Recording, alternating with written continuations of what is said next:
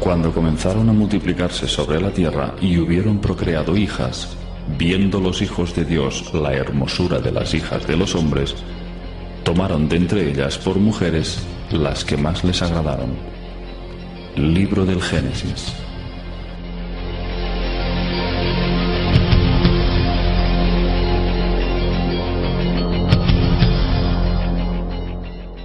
Hace unos 13.000 años, los jóvenes astronautas Anunnaki se sintieron sexualmente atraídos por las hijas de los hombres y tuvieron relaciones carnales con ellas.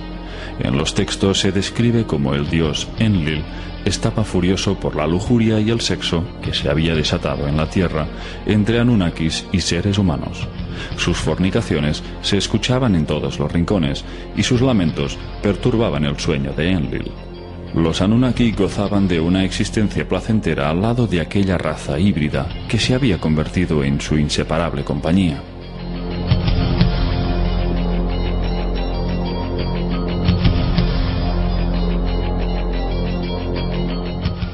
Enlil entró en cólera, hastiado por la dependencia que sus congéneres sentían por los humanos.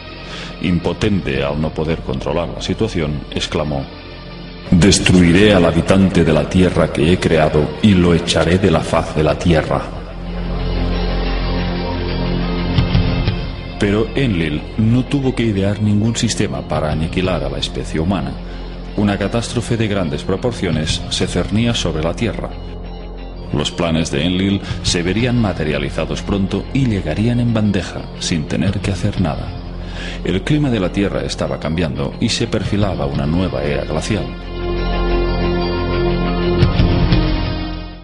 Las cosechas se diezmaban, el frío era cada vez más gélido y las lluvias escaseaban. El hambre se extendió por toda la Tierra y los dioses Anunnaki, por mandato de Enlil, no ofrecieron ninguna ayuda. Enki proclamaba piedad para los pueblos hambrientos, pero la crueldad de su hermano imperó con mano firme.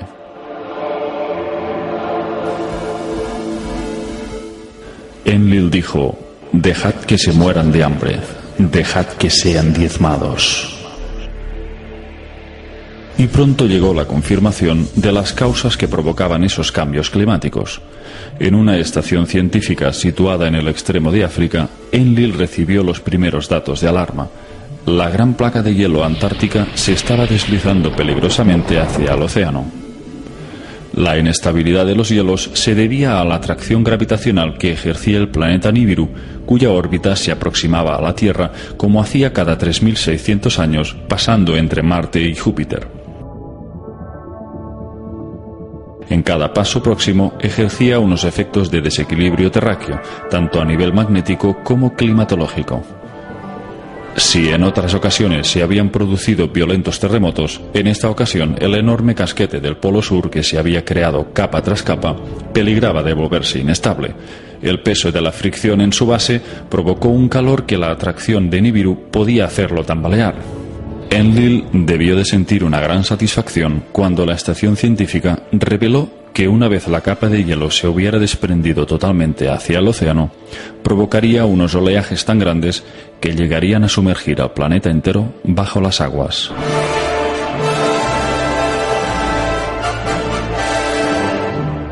Aquel peligro inminente quedó confirmado por los Izizi que orbitaban la Tierra.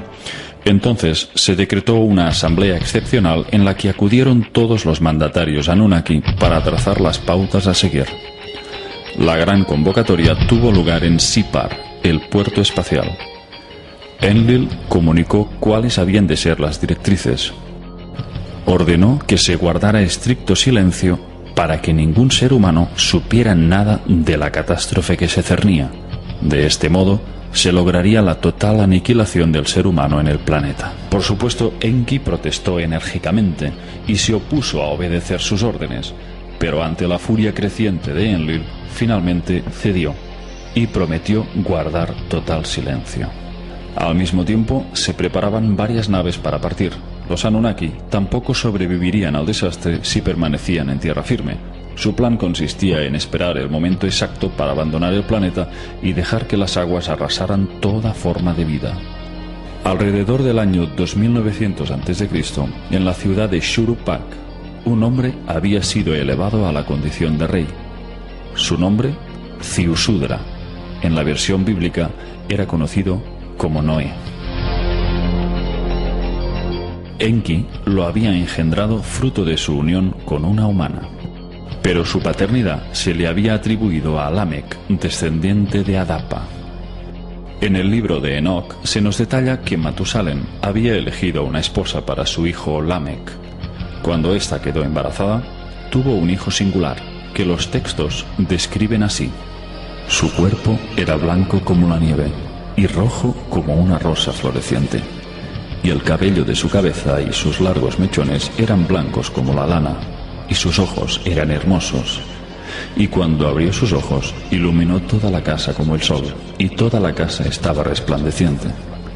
Después del nacimiento de Noé, Lamec corrió hacia su padre y le dijo: he engendrado a un extraño hijo, distinto y diferente del hombre, y parecido a los hijos de los dioses de los cielos, y su naturaleza es diferente y no es como nosotros. Y me parece que no ha nacido de mí, sino de los ángeles. De modo que, siendo Noé Ziusudra, hijo de Enki, éste no permitiría que fuera borrado de la faz de la tierra, y depositó en él todas sus esperanzas para salvar la semilla de la humanidad. Pero fue una experiencia espiritual lo que le hizo tomar la decisión definitiva. Una noche, Enki tuvo una visión reveladora. Se le apareció un ser llamado Ngazu, resplandeciente como los cielos, que le instruyó y le cedió una tablilla con un dibujo de una embarcación sumergible. Estas fueron sus palabras: ahora toma el hado en tus manos para que los terrestres hereden la tierra. Llama a tu hijo Ziusudra, revélale la inminente calamidad sin romper el juramento. Dile que construya una embarcación que pueda soportar la avalancha de agua, una embarcación sumergible, semejante a la que te muestro en esta tablilla, que se salven él y su familia, y que lleve también la simiente de todo lo que sea valioso, sea planta o animal. Esa es la voluntad del Creador de todo.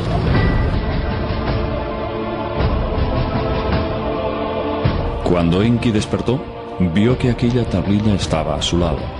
No podía entender cómo aquella especie de sueño se había materializado. Cogió la tabla y vio la imagen de aquella embarcación con cada una de sus medidas para construirla. Entonces supo que su hijo Ziusudra era el elegido para salvar a su amada humanidad.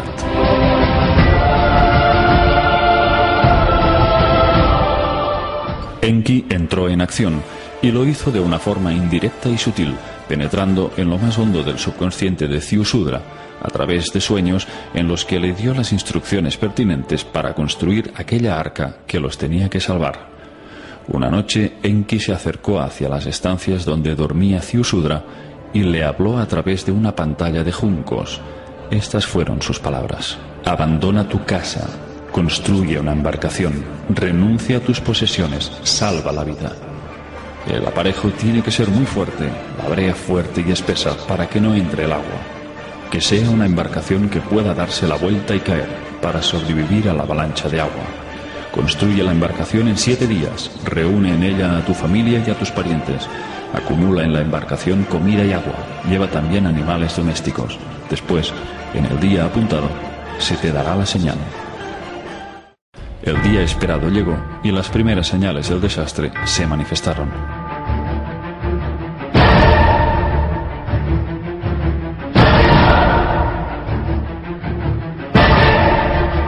Esta es la narración literal de los textos sumerios. Con el resplandor del amanecer, una nube negra se levantó por el horizonte. La luz de la mañana se convirtió en oscuridad, como si la sombra de la muerte la velara. Después se oyó como un estruendo de truenos y los cielos se encendieron con los rayos.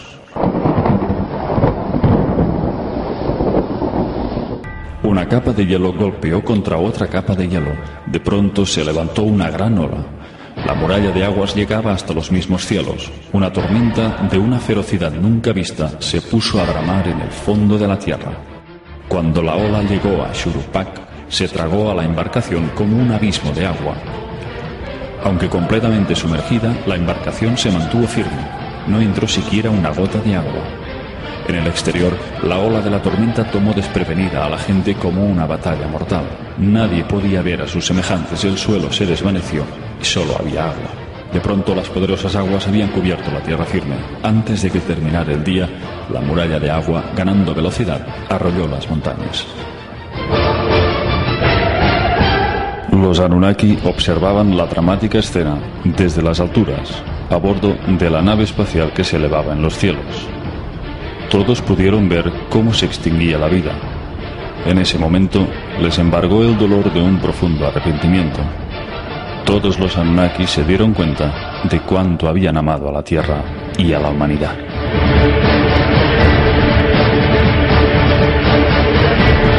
Todos lloraron, se sentaron y gritaron de impotencia y dolor. Se escuchaban los llantos de Ninhursag, Ishtar y el resto de líderes Anunnaki.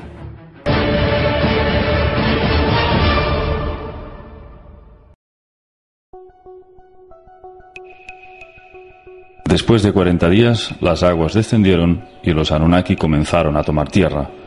Sus naves bajaron sobre el monte Ararat, ya que sus picos fueron los primeros en emerger de las profundidades. Era la zona más alta del cercano oriente. El arca de Ziusudra también fue guiada hacia el monte Ararat, gracias a la ayuda de un guía que le había facilitado Enki.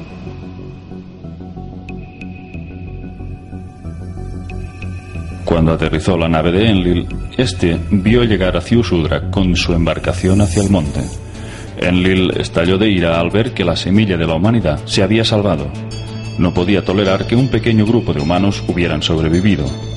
Pero Enki consiguió persuadirle. Le hizo razonar el hecho de que todos los Anunnaki necesitarían el servicio y la ayuda del hombre para reconstruir el nuevo mundo. Entonces Enlil bendijo a Ziusudra y a sus hijos, y les dijo: procread y multiplicaos, y volved a llenar la tierra.